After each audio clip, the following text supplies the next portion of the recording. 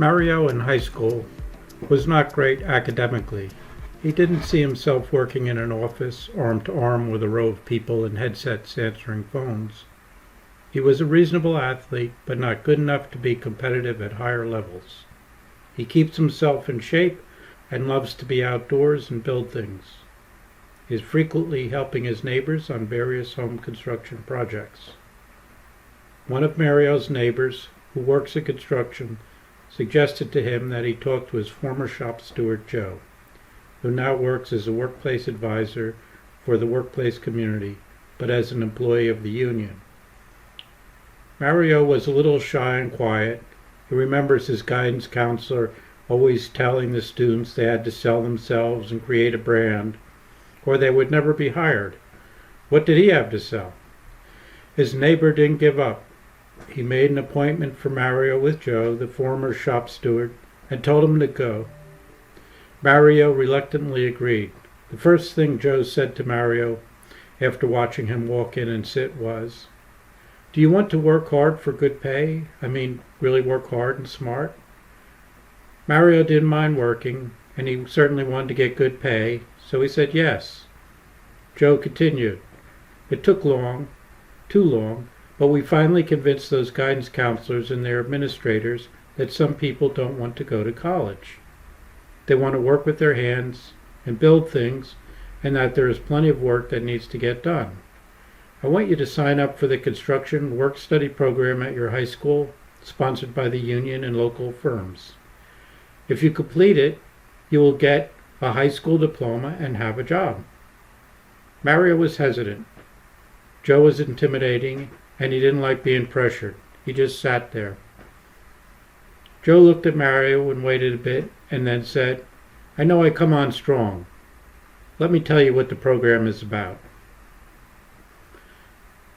Joe went on to tell Mario that the construction work-study program would be for his senior year. He would take academic courses in technical reading, comprehension, and writing, mathematics used in construction trades, and workplace and household economics. He would also go to construction sites and attend union-run training classes that would teach him workplace safety, teamwork, solidarity, and qualify him in various skills. When he graduates, he would have qualifications listed on the workplace community and would have work immediately at graduation, provided he accepted market labor rate for his qualifications. He would also be a registered union member, and a union workplace advisor would help him set the ask price for his labor. It had been a contentious fight in the union about how to pay for the training programs, and more importantly, did they want to become members of the workplace community. By joining the workplace community, they would be closing their hiring hall, since the workplace community would provide a similar function. They would also no longer run their own retirement and health care programs, but would use the group plans negotiated by the workplace community. They would have a say, since their union had a board of directors seat, but they wouldn't be in total control. In their case, they have the prospect that the health care and retirement fees would be lower, as the group would be larger. They would no longer be able to dictate the dollar pay rates, but would need to help their members set an asking labor payment that maximized everyone's income. Union officials had to figure out how they can get the same income as they did before. The workplace community representative came in and said, "To be blunt, traditional unions are dying, but many of the functions they provide are desperately needed by your members and the larger workforce." The representative went on to outline the key things that unions can provide, such as a well-trained, safety-conscious workforce dedicated to performing competently in their trade or profession. These workers show up reliably and work at a reasonably known production rate. The only thing to be negotiated is a labor payment. That payment will fluctuate based on market conditions, but all who want to work at the market rate will find work. A union needs to use its collective industry knowledge to help each of its members set their labor payment at an amount that gets them the hours they want to work and maximizes their income.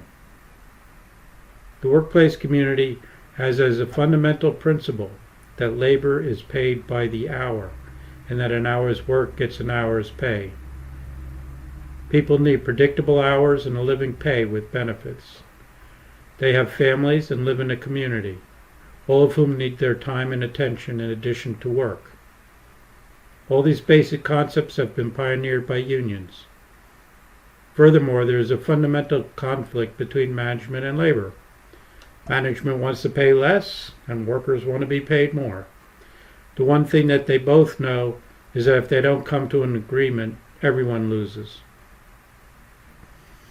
What finally sold the union was the workplace advisor and trainer memberships. The union business agents and shop stewards would become workplace advisor and trainer members of the workplace community, but as employees of the union.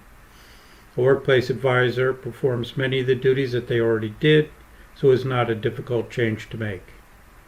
They also saw that they had the potential to earn at least as much as before, and perhaps even more if they could get more of the non-union workers to join the union. They also saw that the workplace community equalized the power balance between labor and management. They now had a negotiating tool that balanced the needs of both, giving back to labor the ability to get a fair share of the revenue generated from their economic output. What finally convinced Mario to go with the work-study plan was when Cho told him he would not have any student debt, but would have a job and be earning money when he graduated from high school. Mario had seen enough students take on debt and go to college, never graduate, and end up in a minimum wage job with a large debt to repay. Some of them turned to drugs and despair, ended up in jail. Joe's Local was a part of the National Federation of Labor.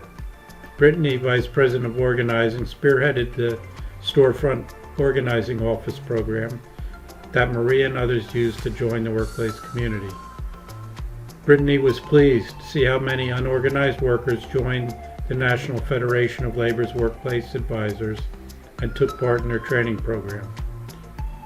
Membership was now growing at a strong rate, and importantly, members were in demand by employers who valued their consistent skill levels, productivity, and work ethic. Thank you for watching. Please view our other videos for more information about SFHAX, the workplace community, or contact workplace.advisor@sfhax.org.